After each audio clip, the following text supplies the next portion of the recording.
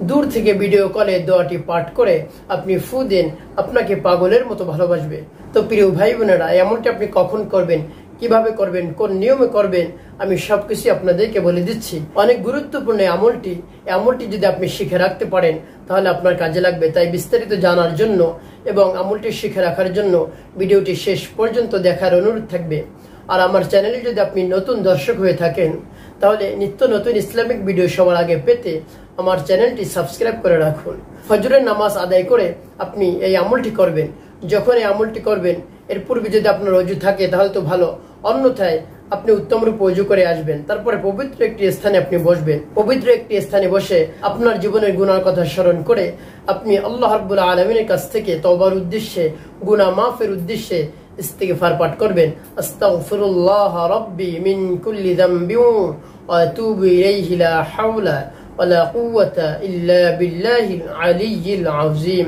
ইস্তিগফার পাঠ করার শেষে আপনি নবীজি সাল্লাল্লাহু আলাইহি সাল্লামের শানে তিনবার দুরূদ শরীফ পাঠ করবেন। সাল্লাল্লাহু আলাইহি ওয়াসাল্লাম, সাল্লাল্লাহু আলাইহি ওয়াসাল্লাম, সাল্লাল্লাহু আলাইহি ওয়াসাল্লাম। বা নামাজে দুরূদটি আপনি পড়তে পারেন, যেমন আল্লাহুম্মা সাল্লি আলা মুহাম্মাদিন ওয়া আলা আলি মুহাম্মাদ কামা সাল্লাইতা আলা ইব্রাহিম ওয়া আলা আলি ইব্রাহিম ইন্নাকা হামিদুম মাজিদ। আল্লাহুম্মা বারিক আলা মুহাম্মাদিন ওয়া আলা আলি মুহাম্মাদ কামা বারাকতা আলা ইব্রাহিম ওয়া আলা আলি ইব্রাহিম ইন্নাকা হামিদুম মাজিদ। এভাবে ইস্তিগফার দুরূদ শরীফ পাঠ করা হলে আপনি ফু দিবেন না, তারপরে এই দোয়াটি আপনি পাঠ করবেন। আর যখন এই দোয়াটি আপনি পাঠ করবেন তখন যে উদ্দেশ্যে আপনি এই আমলটি করতেছেন, এই দোয়াটি পাঠ করতেছেন, সেই উদ্দেশ্যের কথা আপনি মনে মনে স্মরণ করবেন। অন্য কোনো চিন্তা যেন আপনার মাথায় ওই সময় না আসে। তবে প্রিয় ভাই বোনেরা, একটি কথা আপনাকে মনে রাখতে হবে, সেটি হলো আপনি আমলটি যখন শুরু করবেন তখন কোনো ধরনের পেরেশানি যেন আপনার মধ্যে না থাকে, হতাশা, দুশ্চিন্তা না থাকে। সব কিছু আপনি দূর করে তারপরে আপনি আমলটি করতে বসবেন। তো আপনি যখন দোয়াটি পাঠ করবেন, দোয়াটি পাঠ করার সময় আপনি যে উদ্দেশ্যে আমলটি করবেন সেই উদ্দেশ্যের কথা মনে মনে স্মরণ করবেন। তারপরে আপনি এই দোয়াটি পাঠ করবেন। আর সেই দোয়াটি কি আমি আপনাদেরকে বলে দিচ্ছি। সেই দোয়াটি হলো وألقيت عليك محبة مني وألقيت عليك محبة مني وألقيت عليك محبة مني وألقيت عليك محبة مني وألقيت عليك محبة مني। এভাবে এই দোয়াটি আপনি পাঠ করবেন। এই দোয়াটি আপনি কতবার পাঠ করবেন? এই দোয়াটি আপনি 41 বার পাঠ করবেন। 41 বার পাঠ করে আপনি ভিডিও কলে যখন কথা বলবেন তখন আপনি 3টি ফু দিবেন। তো যাকে আপনি ফু দিবেন সে যেন বুঝতে না পারে যে তার উপর আপনি এভাবে আমল করতেছেন, তাহলে সে অন্য কিছু মনে করবে। এই জন্য সে যেন বুঝতে না পারে সেই রকম কৌশল করে আপনি ফু দিবেন। পরে যখন এভাবে ফু দেওয়া হয়ে যাবে, সর্বশেষ আপনি আবারও নবী সাল্লাল্লাহু আলাইহি সাল্লামের শানে 3 বার দুরূদ ইব্রাহিম পাঠ করবেন। আল্লাহুম্মা সাল্লি আলা মুহাম্মাদ ওয়া আলা আলি মুহাম্মাদ কামা সাল্লাইতা আলা ইব্রাহিম ওয়া আলা আলি ইব্রাহিম ইন্নাকা হামিদুম মাজিদ। আল্লাহুম্মা বারিক আলা মুহাম্মাদ ওয়া আলা আলি মুহাম্মাদ কামা বারাকতা আলা ইব্রাহিম ওয়া আলা আলি ইব্রাহিম ইন্নাকা হামিদুম মাজিদ।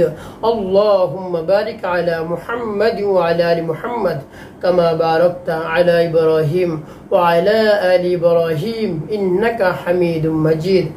তো আপনার এভাবে করে আমলটি করা শেষ হয়ে গেল। এখন আপনি কি করবেন, কির জন্য আপনি এভাবে ফু দিলেন, বা কাকে পাগল করার জন্য আপনি এভাবে আমলটি করবেন, আমি আপনাদেরকে বিস্তারিতভাবে বলে দিচ্ছি।